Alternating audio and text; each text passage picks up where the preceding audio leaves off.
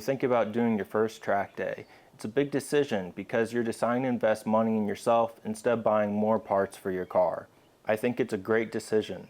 Like a lot of car enthusiasts, I used to drive too fast, probably too dangerously for the public streets, chasing a feeling that ultimately you're just not going to experience unless you go out on the track.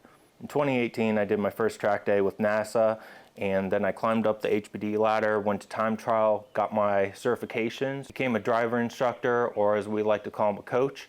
And I've been doing that for a few years and just trying to help out new drivers or intermediate drivers, take them to the next level. You're going to learn a lot about your car, but mostly about yourself.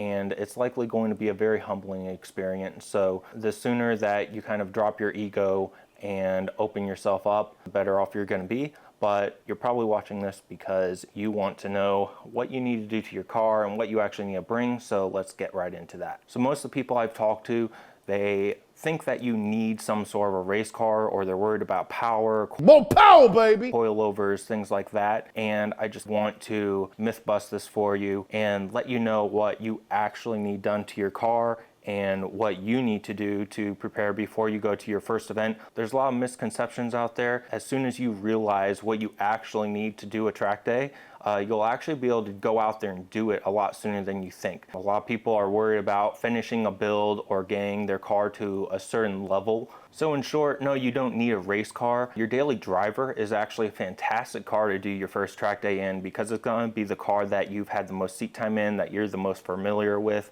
My first track day ever was in my, at the time, daily driver. It was an Acura RSX Type S. It was a 6-speed manual. It just had all-season tires. They were like a 400 tread-wear tire. That's actually a great tire to do your first track day on because the tires are going to talk to you a lot. Once you build up a little bit of speed and you familiarize yourself with the track, you're not going to be able to go as quickly as you want to right away just because you don't know what corner is coming up next, right? So you're going to build up heat, pressure in your tires. They're going to be squealing through every single corner.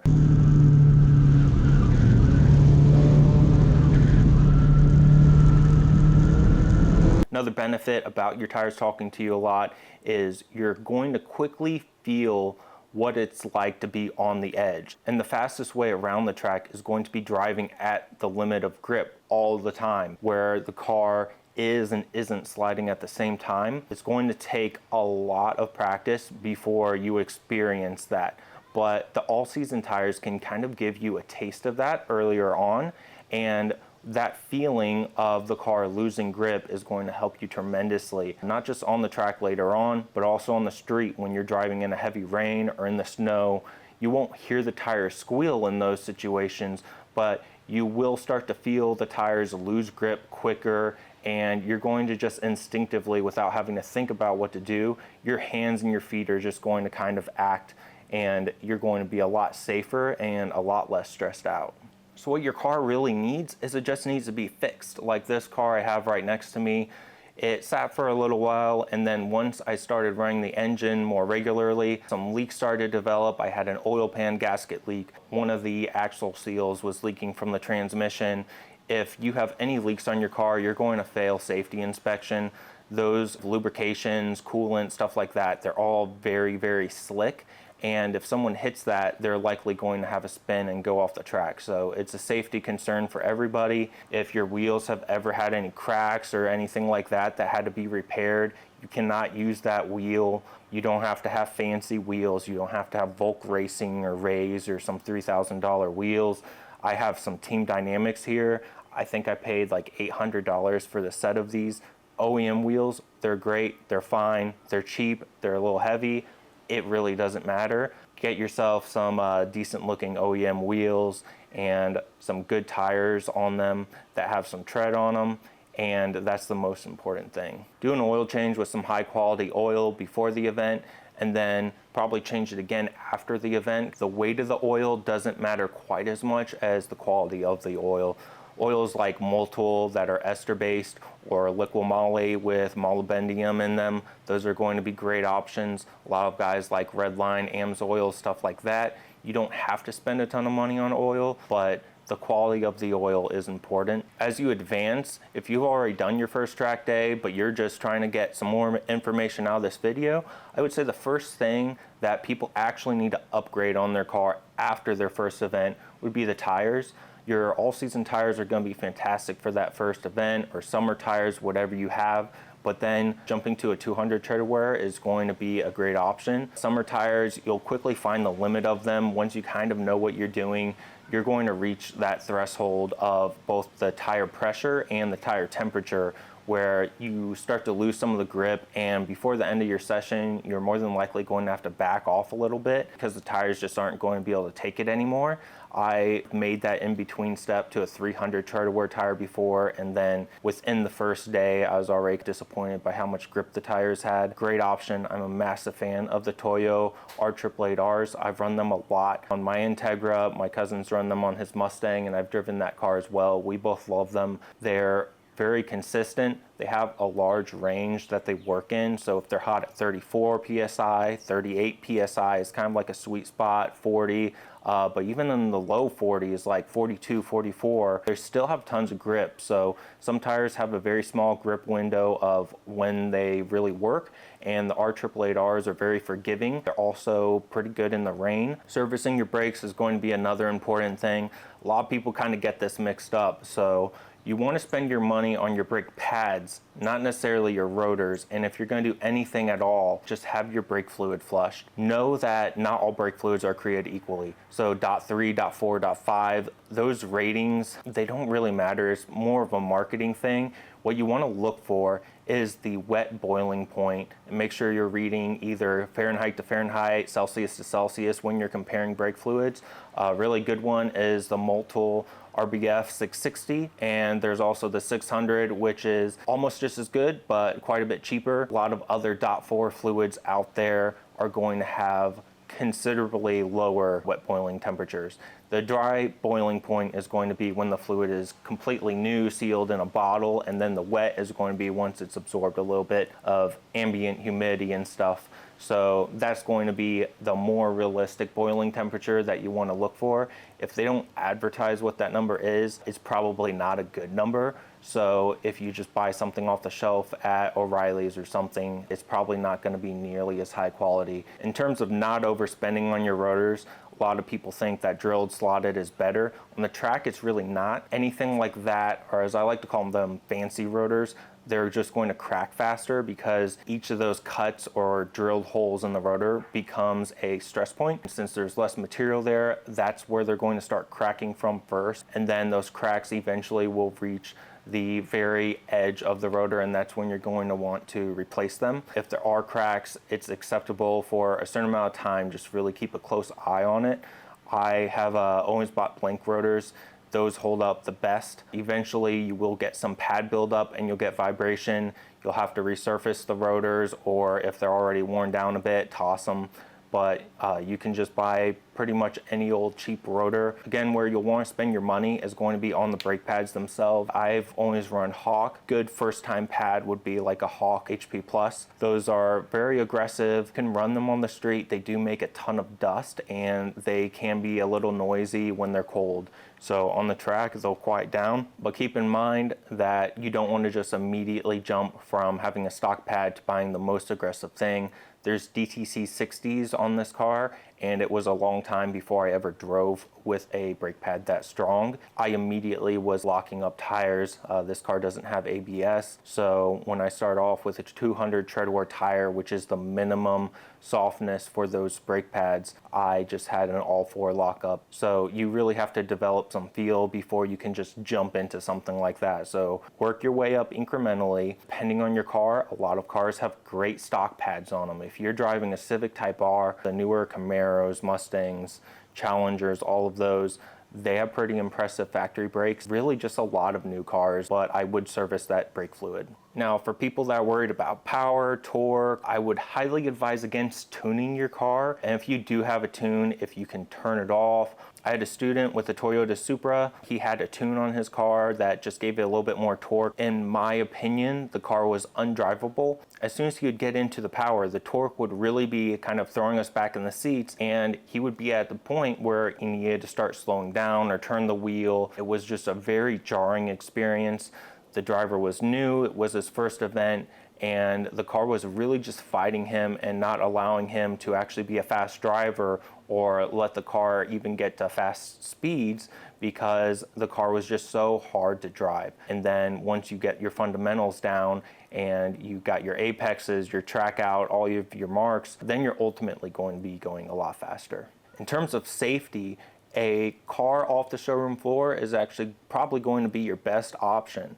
Once you start modifying things is actually when it gets super tricky. If you've replaced stuff like a steering wheel, your seat belts, anything like that, I would advise against doing a lot of those mods. It becomes one of those things where if you're going to do any of them, you have to do everything at one time, and then you kind of go down the rabbit hole of like, hey, at this point, add a power cutoff, fire extinguisher, you're going to have a full race car at that point. So factory seats, factory seat belts, factory steering wheel, all of that is absolutely fine. In fact, I would recommend that. I prefer getting into a student's car that has those things versus if it's been a highly modified car. I want the cage to be really well built. I want the seat to fit me well. I want the harnesses to be easily adjustable. Sometimes you don't have a lot of time to adjust those. What I'm wearing now, I wouldn't wear to the track. You definitely want to have long pants, closed-toe shoes. We recommend that you wear a long sleeve shirt and that you're wearing cotton fabrics, not synthetic. And obviously the most important thing is going to be a helmet. You can't just have a DOT rated helmet. It can't be ECE rated. It has to be Snell rated. There's a big reason. You can look it up on why the Snell rating exists, and it's very important. SA or special application is what you would use for racing. Even if you're an HPDE, I would highly recommend getting a helmet like that. But let's say you have a motorcycle and you drive a motorcycle on the street, I would take it as an opportunity to buy yourself a new motorcycle helmet, and then you can use that same helmet both on the street, on your bike, and then take it to the track with your car. Another important thing too is even if you have some really fancy high-end car like a Lamborghini convertible or a Porsche convertible or something like that, depending on the construction of the car, that might not be allowed for a track day unless there's some sort of factory roll bar, especially like an old Miata, for example. That would not be allowed unless they have a factory hardtop or a roll bar. Things that a lot of people forget about, I would advise taking center caps out of your wheels. If you have hubcaps, take them off. Take your floor mats out. There have been cases where a floor mat has slid and kind of wedged itself between the pedals and caused someone to go pretty much full speed into a tire barrier in turn one. So you don't want that to be you. But we get that a lot of people drive to the track and you're going to stop and you're going to eat and you're going to have stuff from the whole weekend in your car. But make sure you clear all that stuff out. If you have trash, if you have stuff in your glove box, you gotta take all that stuff out because things will just fly around once you're on the track. Clear out your car, make sure everything is out of it. Find a good place to put all of it. I've seen people bring like plastic storage totes, and that way if it rains, all your stuff is protected. So a lot of times you'll go to the track and the weather's going to be completely unpredictable. You might have a case where the first day is super, super hot, and throughout the day you have to let air out of your tires, and then the second day you have to put air back in your tires. Something like this is a lot more convenient than having a big old air compressor. So this is by Milwaukee. They make a smaller version that uses a 12-volt battery, but these are great to have. And then you want to have a tire pressure gauge like this Longacre one is really nice.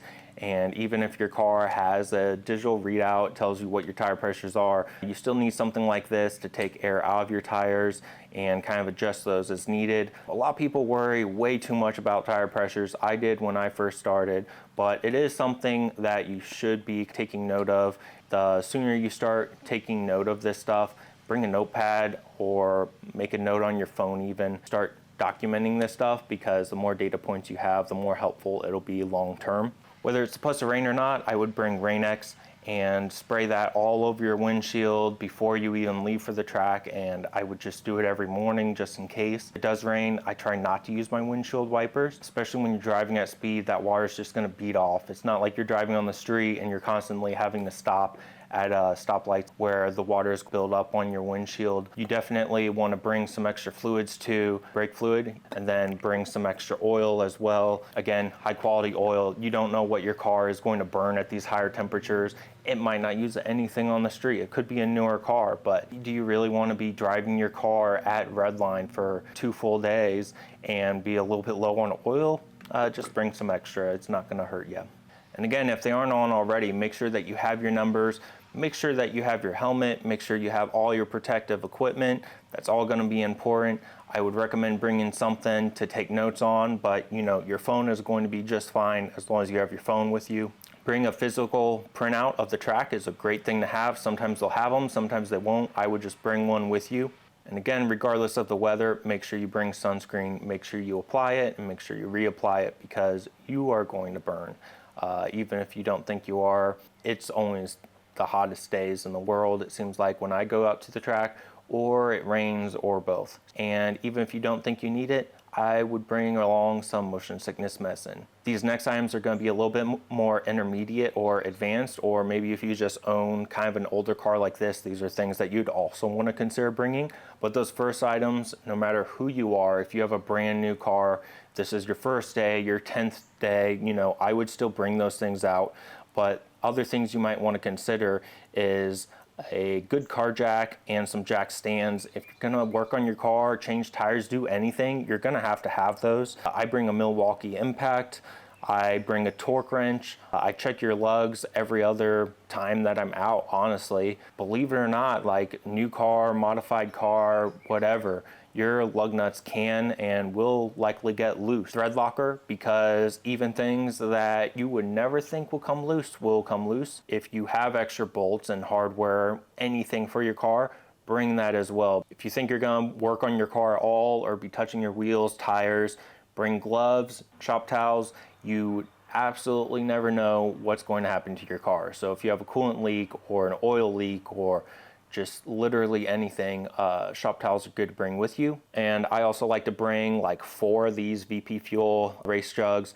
They work great. They're a lot nicer than all the safety crazy EPA features that you get on normal gas cans, so you can use this for other stuff too. If your car is more of a street car, obviously you can just drive it to the gas station. Depending on how much fuel your car uses, you may or may not have time to go to the gas station. For a while, I would go to the track with a group of 2 other friends, and for every jug of fuel that I add to my car, my cousin would add 2 into his Mustang, and my buddy would add 4 into his GTR. So depending on the car that you have, you're going to use a lot of gas. Some guys, if they have the ability, they'll bring extra wheels and tires even. So especially this kind of comes down to what level you're at. But as you get more advanced, you might want to have a set of wheels and tires for if it's dry, and then whether you have all seasons or designated rain tires, you might have something different for if it rains. There's also guys that are trying to maximize the usage out of the tires that they already have. They might have some slicks that work and they're just getting a little bit slower, and then they might have some sticker slicks as well. If it's not favorable conditions, maybe they don't want to waste those best few laps on their brand new slicks. I would always bring spare rotors and pads. Again, that's just kind of a wearable thing. A lot of these pads, they don't have like a squeaker or anything on them, so your pads will wear down a lot quicker than you think sometimes. And even if you check them beforehand, every track's different, temperature, and the rotors, honestly, for me, are a really big thing, because those are kind of unpredictable, that you can get some brake pad buildup on them that causes a horrible shake in the steering wheel.